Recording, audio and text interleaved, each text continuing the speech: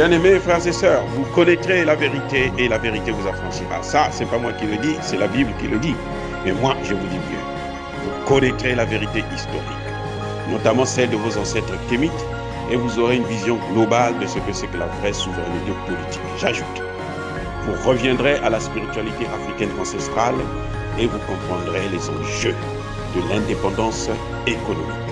Et pour terminer, vous accepterez votre identité culturelle kémite et vous obtiendrez deux choses. La première, c'est la paix. La seconde, c'est le développement, à une condition. L'unité de toute l'Afrique noire, l'unité de tous les Noirs du monde entier. Otep à tous, bienvenue sur la chaîne des panafricanistes par essence, par conviction et par excellence. Celle des citoyens kémites par nécessité et obligation de combat. Nous sommes une chaîne qui n'est guidée que par nos ancêtres et rien que par les ancêtres qui appartiennent à l'égrégore du monde noir. Par conséquent, nous ne croyons en aucun Dieu venu de l'étranger. Toutefois, cette vidéo n'est aucunement destinée à inciter à la haine ou à la violence, car nous menons un combat qui est d'abord et avant tout spirituel, intellectuel et démocratique. Ensuite, il est politique, géopolitique et géostratégique, contre l'impérialisme, le colonialisme, le néocolonialisme et l'endocolonial, qui sont tous qualifiés de crimes contre l'humanité. Nous menons ce combat sur la base du principe fondamental qui nous a été édicté par nos ancêtres kémites, qui est celui de la Mahat, c'est-à-dire solidarité, vérité et justice. Vous êtes donc en droit de connaître la vérité et nous avons l'obligation de vous dire la vérité, rien que la vérité, afin que justice soit rendue au continent africain. Et ça, c'est notre modeste contribution dans cette noble lutte en faveur de la souveraineté, la dignité, la solidarité et l'unité africaine. C'est exactement ça que nous appelons le panafricanisme. Bien-aimés frères et sœurs, pourquoi le Mali, le Burkina Faso, s'invitent dans le conflit au Niger? Pourquoi en cas de guerre, le Mali et le Burkina Faso sont obligés de rentrer en guerre aux côtés du Niger contre la CEDEAO? Parce qu'ils ont le même ennemi, l'ennemi commun, le terrorisme. Le terrorisme qui n'est pas un terrorisme qu'on ne connaît pas les origines. C'est le terrorisme en fait occidental. Ce sont les Occidentaux, la France et les États-Unis en tête, qui alimentent le terrorisme en Afrique. Ce sont les Occidentaux qui, il faut bien le savoir, entretiennent le terrorisme pour maintenir l'Afrique sous la dépendance occidentale. C'est pour ça que la Russie les gêne, parce que la Russie vient pour lutter contre le terrorisme. La Russie vient pour combattre les terroristes. Eux, ils viennent pour les entretenir afin de maintenir l'Afrique sous dépendance. Donc, une intervention au Niger, c'est une intervention directe contre le Mali et le Burkina Faso. Pourquoi je dis ça? C'est parce qu'ils le disent eux-mêmes sur leur chaîne de propagande que maintenant, la guerre contre le terrorisme, c'est une guerre internationale, globale. C'est leur guerre à eux. Donc, ils ne peuvent pas quitter le Niger. Ils disent, hein, nous n'allons pas quitter le Niger. Les Français ont décidé comme ça. Nous n'allons pas quitter le Niger. Parce qu'il y a une base américaine aussi qui est là-bas. 2 bases américaines d'ailleurs. Donc, le Niger, pour nous, c'est notre dernier cri. Et le Niger est stratégique pour nous. D'abord pour les matières premières, mais aussi stratégique sur le plan géographique. Parce que le Niger est à côté de la Libye. Ils disent que le Niger est à côté de la Libye. Mais justement, c'est à cause de ça.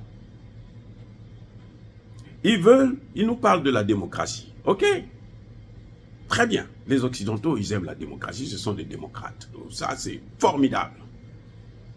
Ils sont venus en Libye, là, c'est pour faire quoi? C'est pas pour installer la démocratie. Quel est le résultat? Est-ce qu'il y a la démocratie en Libye? Où est allé? Où sont passées les réserves d'or de Kadhafi, de la Libye? Qui contrôle le pétrole libyen? Voilà l'objet de leur intervention. Si l'intervention, c'est voler les réserves d'or de la Libye et contrôler le pétrole libyen, alors leur intervention se justifie parce qu'ils en ont besoin, parce que c'est ce qu'ils font. Donc, ils veulent faire la même chose au Niger. La même chose. Après la Libye, ce sont eux qui ont envoyé les terroristes dans le Sahel. Et bien entendu, ils ne vont pas s'arrêter au Sahel. Ne vous leurrez pas. Eux, ils veulent mener la guerre contre l'Afrique. Ils veulent recoloniser l'Afrique. Donc, après le Niger, la prochaine cible sera immédiatement le Mali et le Burkina Faso. Ou bien ils vont faire carrément d'une pierre 2 ou 3 coups. Le Mali, le Burkina Faso en même temps. C'est-à-dire que surtout le Mali, le Burkina Faso, ils ne peuvent pas échapper. Ils veulent revenir pour y rester à vie. Maintenant, quand ils vont finir avec le Mali et le Burkina Faso, ils auront une grande frontière, ils seront face à ils auront donc face à l'Algérie. Ça veut dire que de la Libye jusqu'au Mali, aux frontières de l'Algérie, ce sont eux qui vont gouverner. Ils auront assez d'espace pour préparer une guerre contre l'Algérie. C'est pour ça que l'Algérie n'a pas intérêt à soutenir une telle action. L'Algérie n'a pas intérêt à soutenir une telle action. Maintenant, ces pays-là, le Nigeria là, qui est en train de parler là, le Nigeria là, qui est en train de vouloir comploter avec eux là, il est aussi dans le collimateur. Mais le Nigeria a le pétrole, non? Qui a amené Boko Haram là-bas? Ce n'est pas les mêmes? Vous croyez que Boko Haram est tombé du ciel et est venu au Nigeria? Non, ce sont les mêmes. Et les mêmes causes produisent les mêmes effets. Parce que leur objectif, c'est occuper le golfe de Guinée. Ça, c'est leur terre à eux. Ils cherchent à exterminer tout le monde, garder quelques larbins qui vont soulever les sacs pour eux, ce qu'on appelle nous, en fait, Simasak, donc les colleurs de timbres. Et puis c'est tout. Mais le reste, on va les massacrer sans hésitation. Ce qu'ils n'ont pas fait avec le Covid, ce qu'ils n'ont pas pu obtenir, les objectifs qu'ils n'ont pas pu atteindre avec le Covid, ils vont le faire avec les armes. Ils vont le faire avec les armes. Comment pouvez-vous expliquer que la France ait déchargé, laissé près de 20 millions de tonnes de boue radioactive dans un pays? Mais c'est quoi ça? Alors qu'ils n'ont même pas acheté l'uranium en question. Ils ont pris.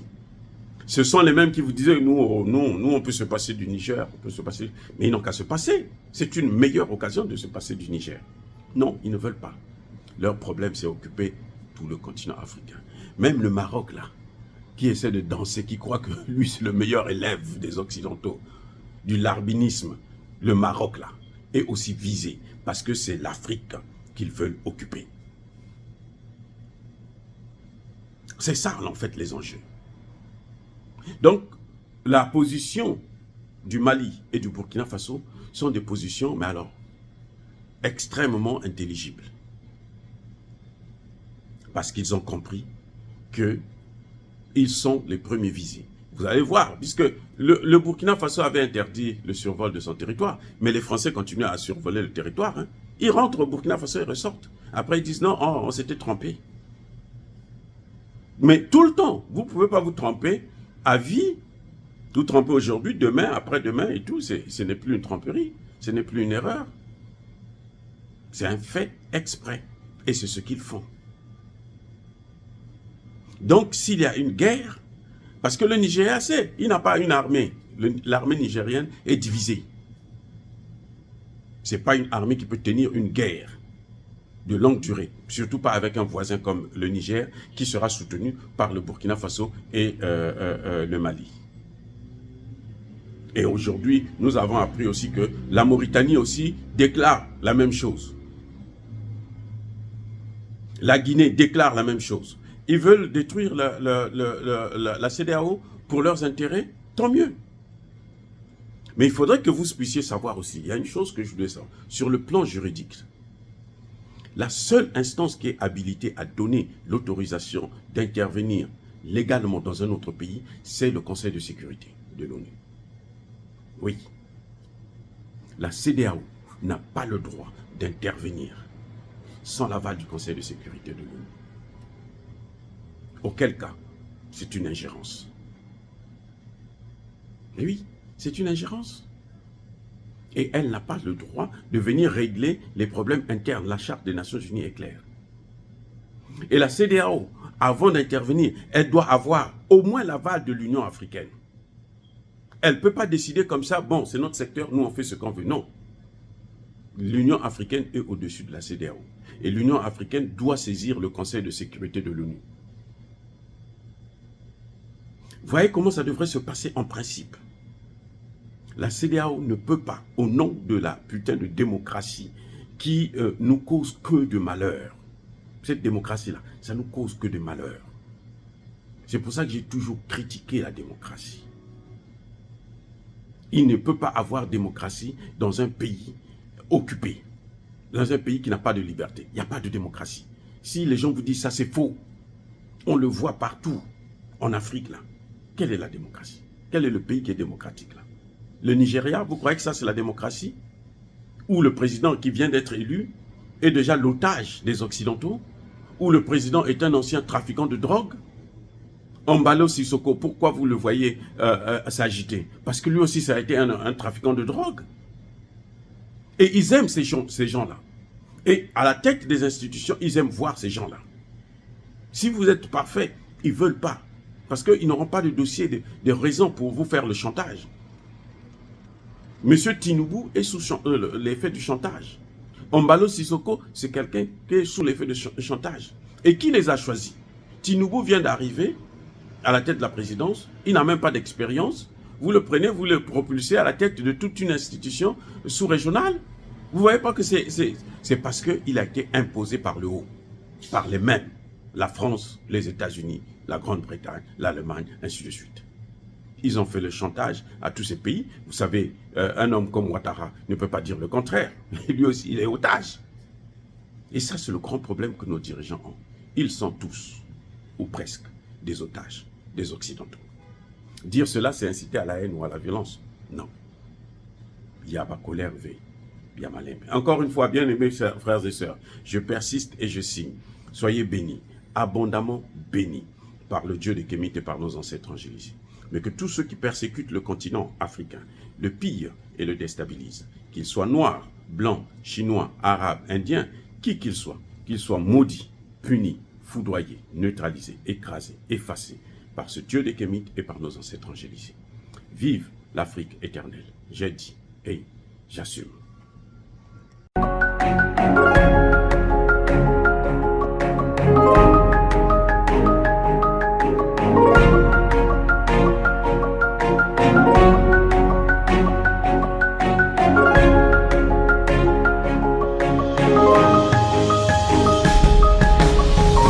Eux, ils marchent par la foi et non par la vue. Mais moi, je vous conseille vivement de marcher par la connaissance scientifique et historique, notamment celle de nos ancêtres kémites, par les 5 sens et par l'intelligence. À vous, Apia.